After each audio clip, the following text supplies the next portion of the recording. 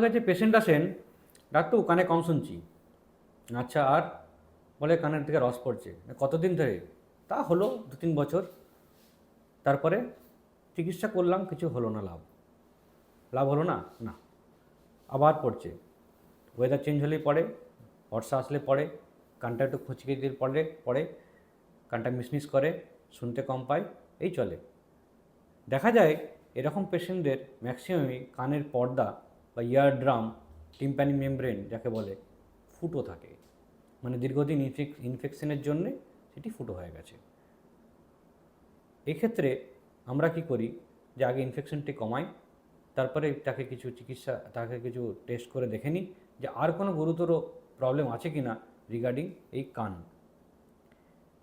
এর সাথে সাথে দেখি যে নাকে বা গলায় কোনো সমস্যা আছে কিনা, যেটা কিনা এই সংক্রমণটা করে থাকতে পারে। আমরা যখন শিওর হয়ে যাই যে না, আইসোলেটেড কানটার জন্যই প্রবলেম, তখন আমরা এখনকার দিনে অত্যাধুনিক চিকিৎসা যেটা বলে এন্ডোস্কোপিক ইয়ার সার্জারি।